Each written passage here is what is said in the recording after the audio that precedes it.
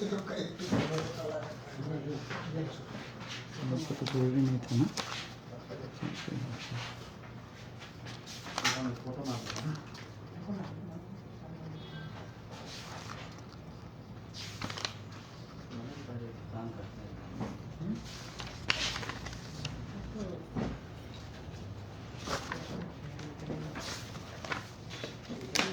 दूसरा वाला बन गया, बना लो। उनको जो रिप्लाई भेज रहा है उसमें उसको मेंशन कर देना ना, लेटर नंबर, उनका लेटर नंबर जो हम भेजा है ना। कम हो गया, उल्टा उल्टा भी हो गया था।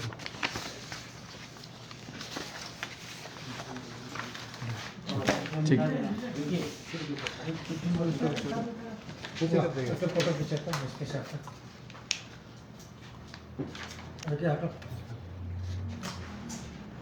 हो गया। So shall we start?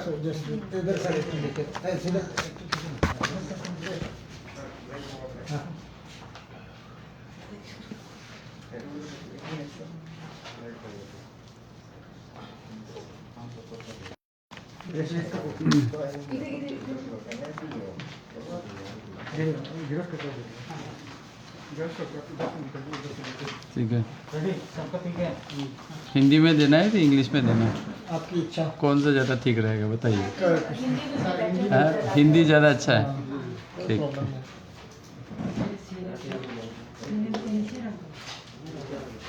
Photo है कुछ टेंशन का है लग रहा है।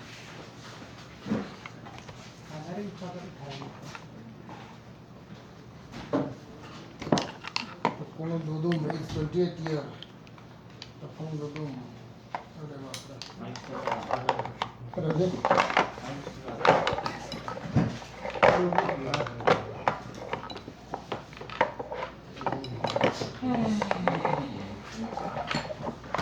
Okay, ready?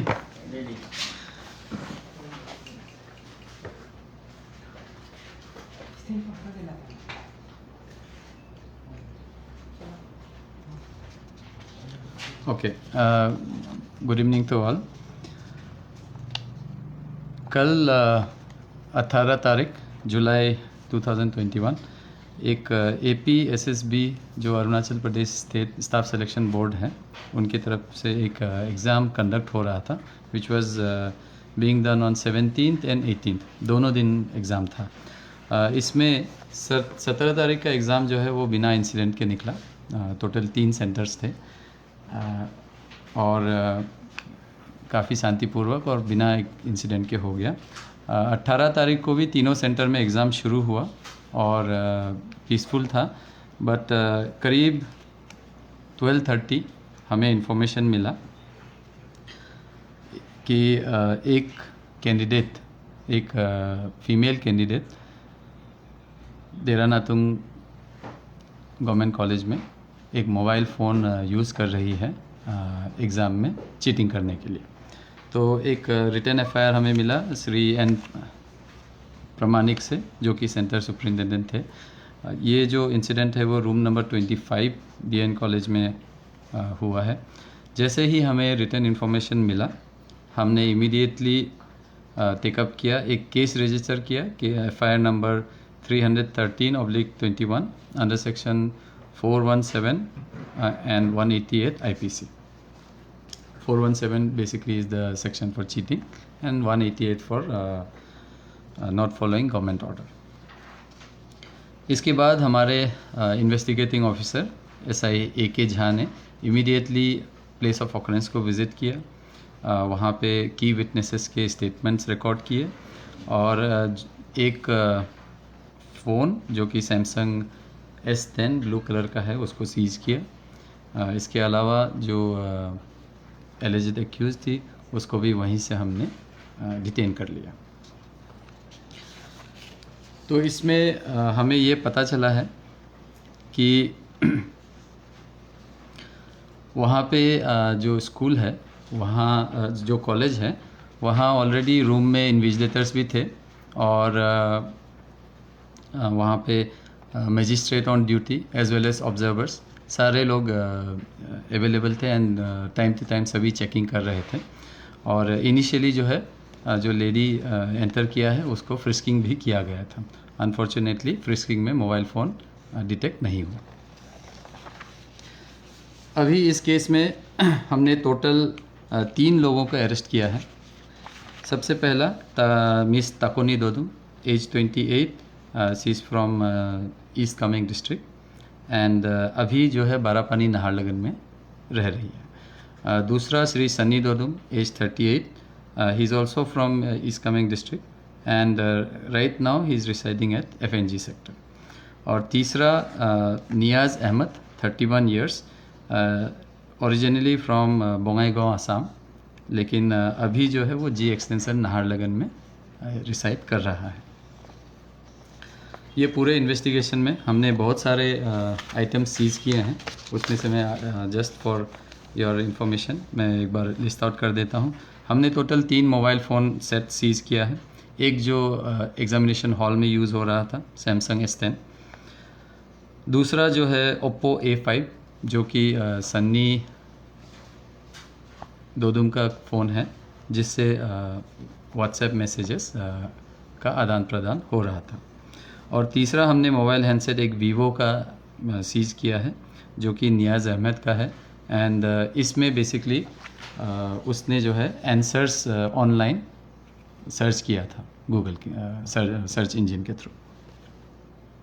इसके अलावा हमने एक रफ़ नोट जिसमें आंसर्स लिखा गया था, ऑलरेडी आंसर्स लिख करके जिसको फ़ोटो क्लिक करके वापस भेजा जा रहा था, वो नोटबुक भी हमने सीज कर लिया है। नोटबुक में एग्जैक्टली वो उन पेजेस को तो फाड़ दिया गया है जिसमें था, लेकिन उसका पेन इम्प्रेशन रह गया है, तो वो हमने सीज कर लिया है और इट इज़ प्रूव दैट वही है।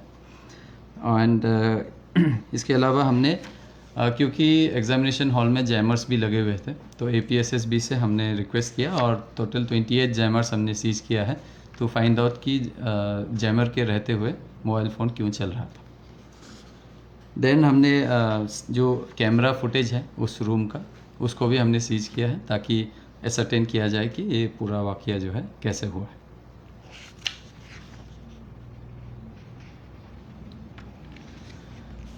अभी तक के इन्वेस्टिगेशन से ये हमें पता लगा है कि 17 तारीख जो है 17 के नाइट को ताकुनी दोदुम जो है जो कैंडिडेट है, उसने अपने कज़िन ब्रदर सन्नी दोदुम को फ़ोन किया कि एग्ज़ाम में उसकी मदद करें।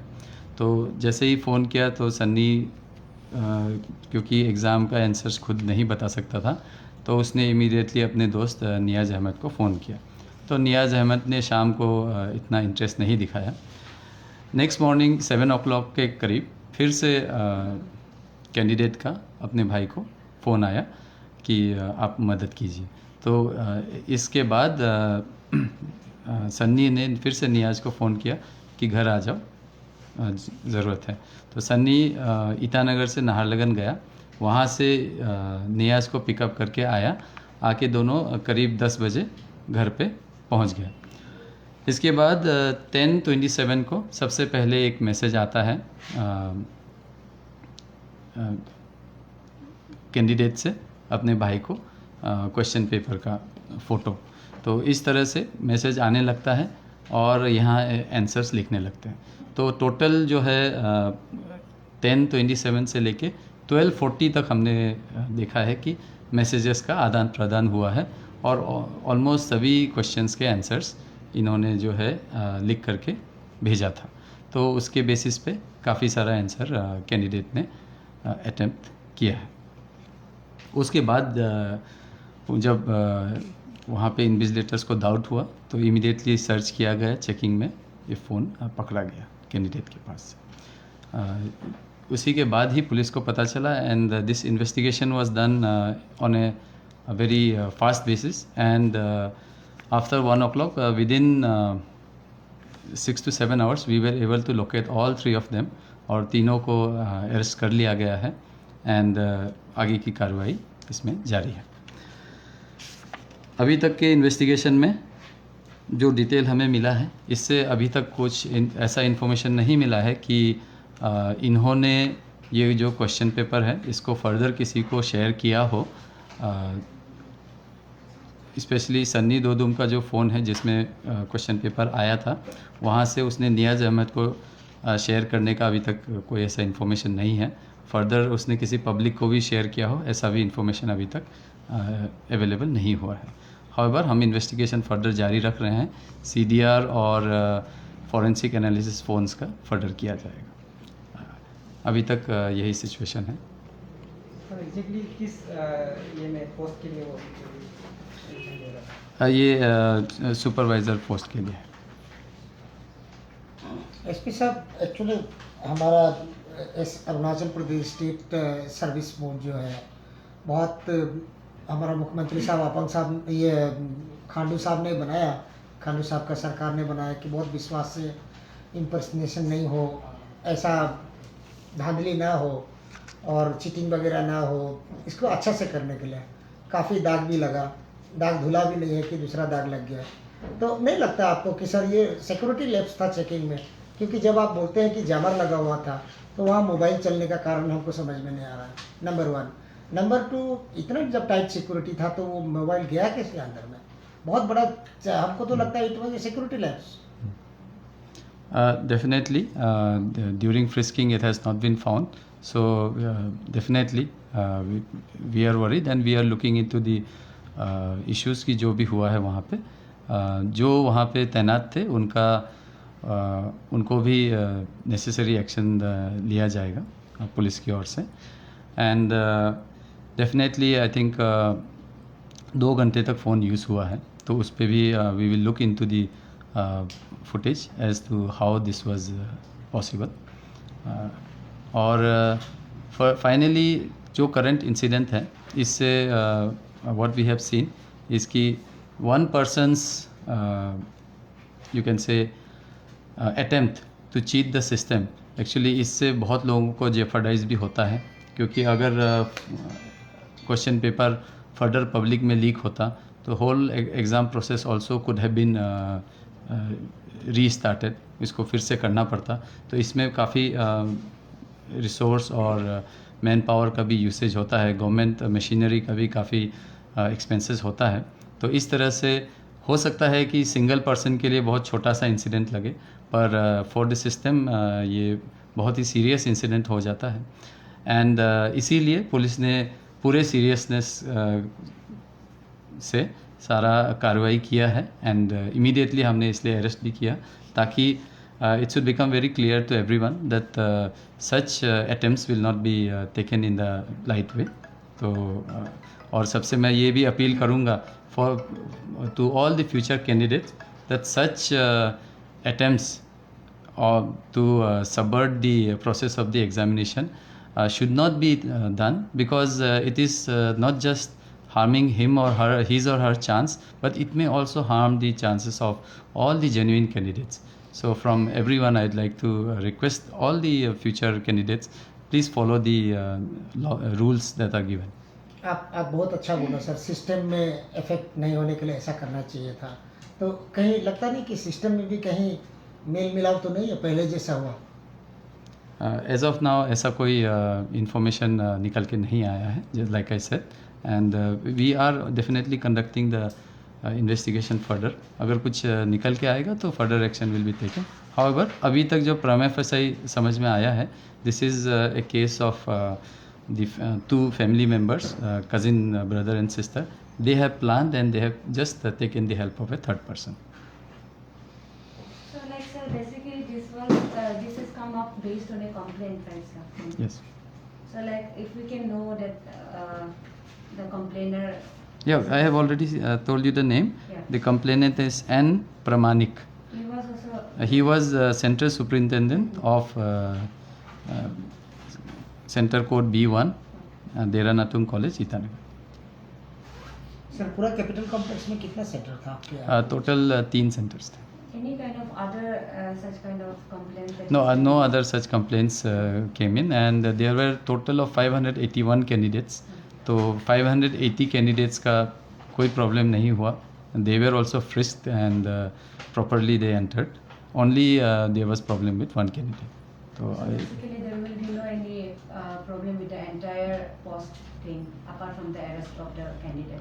as of now, I cannot comment on that, but because I think APSSB Okay, so sir, will like, be able to you say. were saying that like the entire center, the total candidates appeared is more than 500. In this center, in Dera Natung College only, 581 candidates totally appeared. There were more than 700 candidates. There is absenteeism also, so that's why 581 were present in Dera Natung College.